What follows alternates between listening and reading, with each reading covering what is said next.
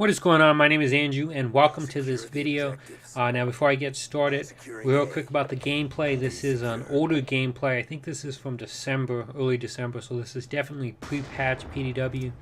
I think I go 61-8 with 4 caps and 9 defends. Pretty good gameplay. Playing with some buddies of mine. And yeah, don't really remember much else about this gameplay. It's on the map Hijacked if you didn't know that.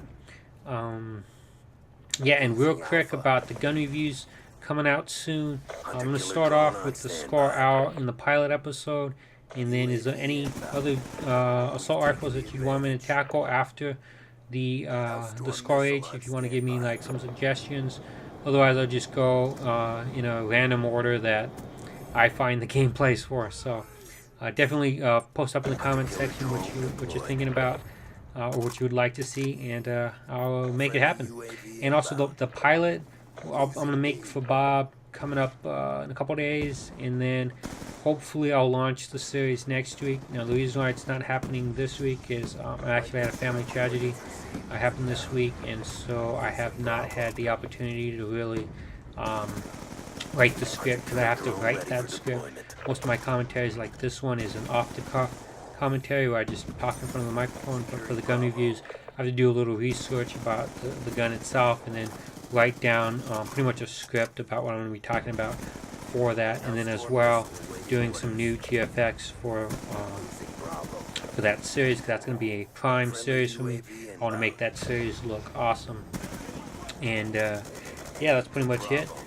As far as this video is concerned, I talked about it last month about doing some videos about college advice. As I said, I have a friend who is actually in this gameplay who is a college professor, and I'm going to try and work something out with him maybe in the summer or something, so that we can talk about college and college life and stuff that you need to know that people may not necessarily tell you about college, particularly if you're a first generation person going to college, and you're the first person in your family to go to college. There's things you need to know about college and college life that will help you out, and so that you don't make any mistakes, because one thing with the economy being the way it is, you don't want to waste money in college, because you have to pay, particularly if you're doing student loans, you have to pay that money back afterwards, so you don't want to waste money. And that's what the purpose of this series is, to try and help you out so that you do good in college and that you don't waste your money. Yeah, so pretty much the advice for today is pretty general. It's geared more towards people entering college for the first time as a freshman, but it could be applicable to you if you're an upperclassman too. Yeah, so my main advice is in this video is going to be that college is a lot different than high school. Even if you go to a community college, it's going to be a lot different, in the sense that you don't have mommy and daddy telling you to do your homework, to go to school. It depends on how the school is with attendance. They may not even care if you show up to class. As long as you show up for those exams, you're good to go.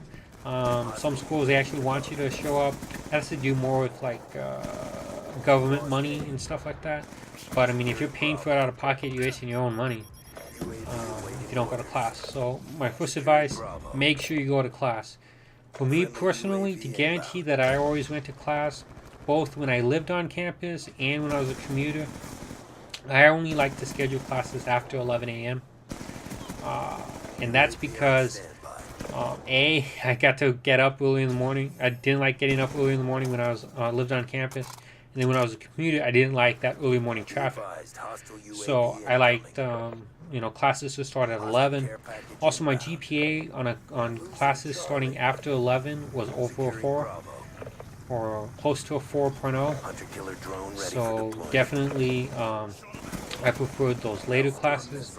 On the earlier classes, at like between 8 and 11, I think my GPA was I think right around a 3.0, and then I did actually take a couple classes that started before 8 a.m. and that GPA was in the toilet. I mean, it was horrible. So I never took classes that early in the morning after like 3 classes. A couple of them were mandatory classes that I couldn't take at a different time, and so yeah, I did really bad in those classes. Barely passed them. So my recommendation is find where your classes are. If you're a morning person, maybe you can do the early morning classes, but I'm a night person, so I definitely wanted the later class schedule. And that brings me to a different subject about your class schedule. If it's your first year going to college, your first freshman semester, most likely your school chose your schedule for you. So definitely look at that schedule, and if it doesn't work out for you, change it up. But also, if it's too heavy for you, they're most likely going to sign you up for 18 units. If that's what should be about 6 classes. If that's too much of a load for you, go ahead and drop a class. You can go down to 15 is what I actually liked, being around that 15 range. You know, depending on the unit size, it'd be between 14 and 16 units, with generally being around 15. But, you know, just make sure you are at 12 or higher, because 12 means you're a full-time student, and so you don't have to pay back your loans, you keep your health insurance and all that stuff. So just make sure that, you know, you're always at that 12 level, but don't be afraid to drop a class. One thing that you can do is read that syllabus, understand what the class is about. If you don't like what that class is about, particularly if it's not your major and it's just an elective, maybe it's you have a choice between a couple of different kinds of classes to fulfill a certain requirement for an elective. If you don't like the class, you think it's BS, you think the assignments, you know, don't fit your personality, go ahead and drop the class. Don't be afraid to drop a class. Just realize you got to make up that class somewhere down the road, or that you're going to be on a 5-year graduation schedule versus a 4-year graduation schedule. But, you know, really don't be afraid of that 5-year graduation schedule if it means that you have a higher GPA. Okay, so you want to focus on that GPA, because that's good for getting both internships and your job after college. All right. I had something else about your credits. Oh yeah, major. Unless you really know what you want to do, my advice is to pick a major that can potentially be a minor, for example, or be undeclared. For example, let's say you like history. Okay, you could go for the history degree, but realize there's not that much you can do with the history degree unless the employer wants to is just looking for bachelor degrees. But specific work, they may not be like that you just have a bachelor's degree, and they may go with somebody who has like an MBA or something over you. Just realize that. But you know, you can end up switching and minoring in history. So don't be afraid to be either undeclared or switch your major after your first few years. In your first year to 2 years, get all your general classes out of the way. That's why it's okay to be undeclared, or to focus on a minor instead of focusing on your major, because you may not know what you want to do eventually after you get out of school, and it may change. You may start off wanting to be a lawyer and then realize, I don't want to do this, or you may start off being pre-med and realize, I don't want to be pre-med.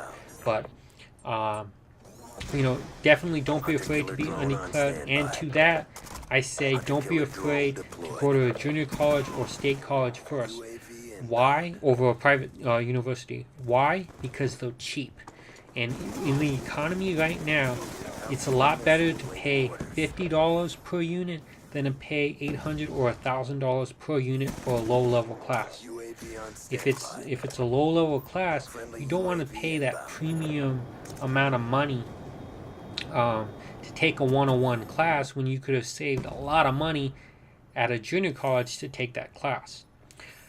So, you know, that's pretty much my general advice. I'll get more specific in the future. If you have any specific college questions or college-related questions that you want answered, be sure to post a comment, and I'll make sure to let my friend, who is a professor, know when we start doing those series what you guys think. Thanks for watching, and as always, see you next time.